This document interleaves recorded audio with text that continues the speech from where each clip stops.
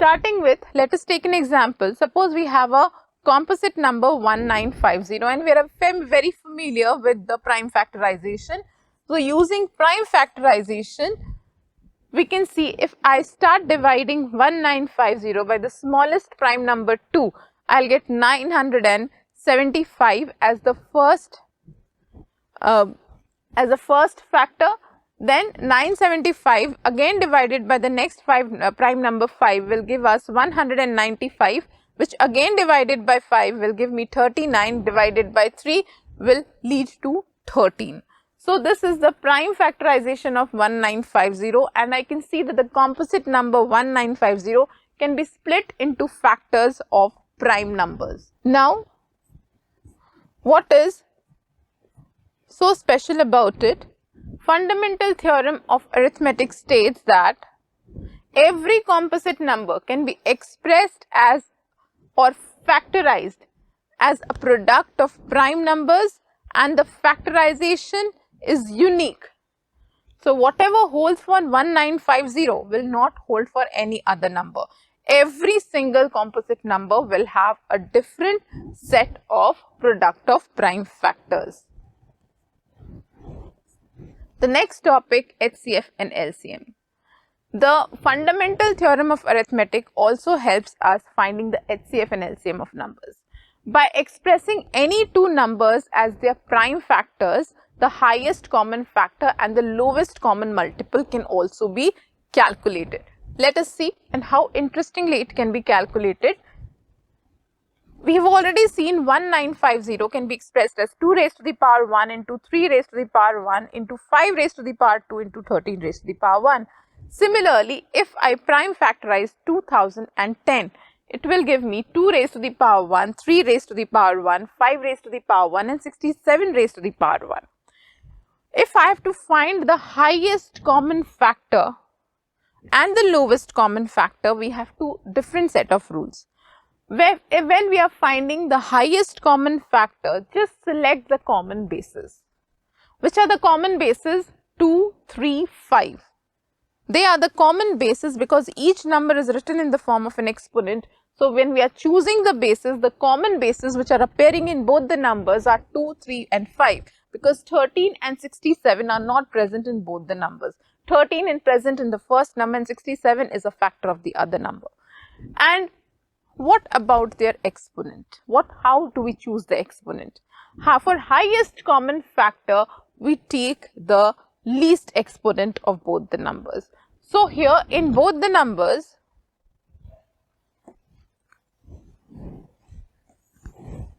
here in both the bases 2, the power is 1. So, when we are finding the HCF, we'll take 2 raised to the power 1, which is common to both of them. Here also it is simple because they have the same power 1, there is no confusion. But what about this? As I told you, while finding the HCF, we will take the least.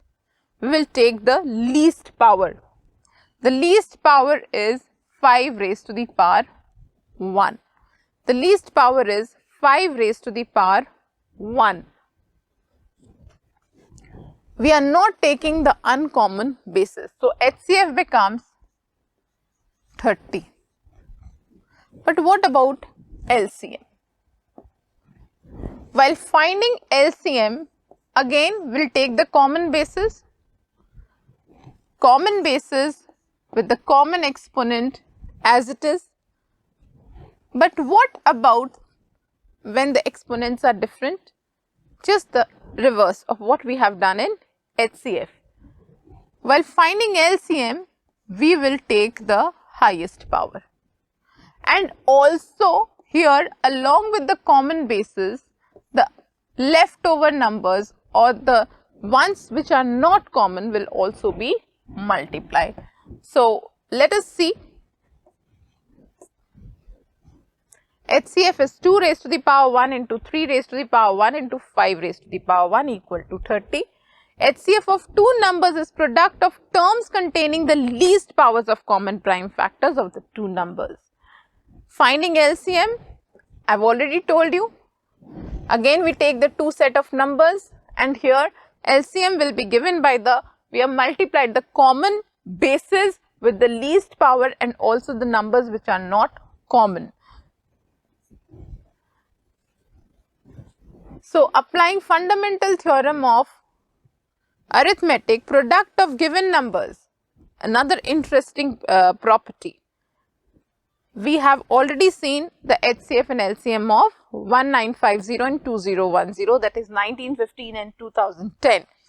So, product of these given numbers is 3919500, that is 39,19,500. Now, let us see what is the product of the HCF and LCM. The product of the HCF and LCM is surprisingly the same. So, what property have we come to know from here? That the product of any two positive integers is always same as the product of their HCF and LCM. So, let us see what we have learned, what important points have we learned in this section. In this section, we have learned that the fundamental theorem of arithmetic, which is applicable to every composite number, states that every composite number can be split up or factorized as a unique product, combination of product of prime factors. The HCF of two numbers is equal to the product of the terms containing the least powers of common prime factors of the two numbers. So, we only take the common basis or the common terms and their least powers. While finding LCM of two numbers, we take the common terms with the highest power and also the remaining numbers as a product. Lastly, we have also seen the product of two positive integers is always equal to the product of their HCF and LCM. Now, revisiting rational and irrational number. Why revisiting? Because we've already done it in our earlier classes. What more do we have to learn here?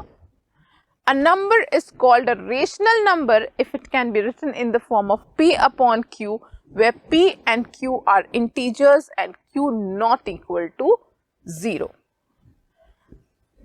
What new we'll be learning about rational and irrational number is proving that whether a given number is rational or irrational. Starting with, prove that root 2 is an irrational number. So, what do? We do it in a very interesting way. We start with a contradiction. Whenever we have to prove something, let us start with a contradictory statement that assume that root 2 is a rational number. So, assuming root 2 is a rational number, if it's a rational number, it can be expressed in the form of P upon Q that we have seen. Suppose P and Q have a common factor, then root 2 is equal to P upon R upon Q upon R, which is equal to, I have named P upon R as A and Q upon R as B. So, let root 2 be equal to A upon B, where A and B have a common factor R.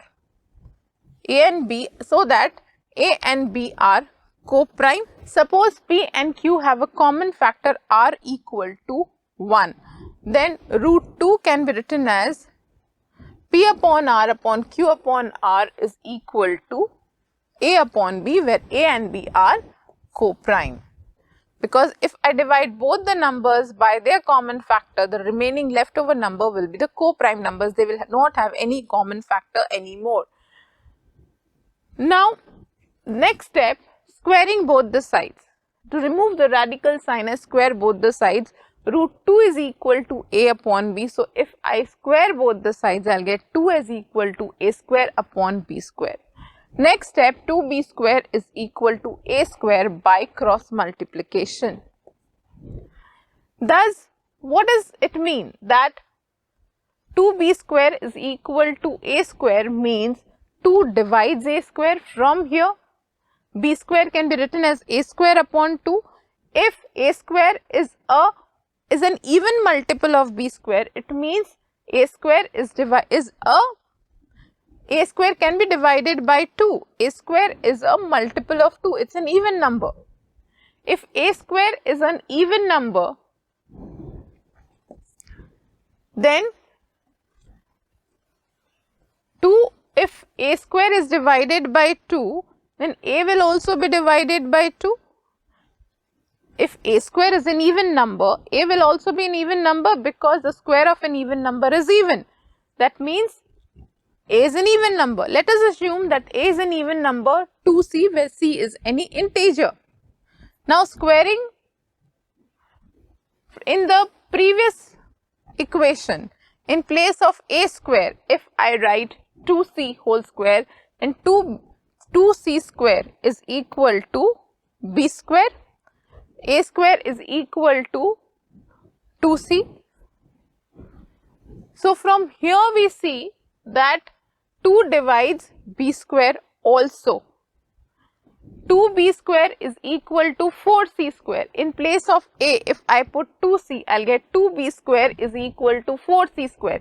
Cancelling both the sides by 2, I'll get b square is equal to 2c square. And here I see that b square is also a multiple of 2. A square is also a multiple of 2, which means b is also a multiple of 2, an even number, and a is also an even number. If a and b both are even number, then they cannot be co-prime. This contradicts our statement. So since 2 divides b square and 2 divides a or a square also, and 2 divides a and b both, so a and b cannot be co-prime. As such, this contradicts our statement, our assumption that a and b are co-prime. And since our assumption is contradictory, root 2 being rational is also contradictory. So hence it's proved that root 2 is not a rational number, it's an irrational number. So what did we learn? That to prove something, we start with a contradictory assumption. Using the same technique, let us see how can we prove that 2 plus root 3, an irrational number added to a rational number, is also an irrational number. So again we start with the same contradiction, that assume that 2 plus root 3 is a rational number. If 2 plus root 3 is a rational number, that it can be expressed as a ratio of co-prime numbers a upon b, b not equal to 0.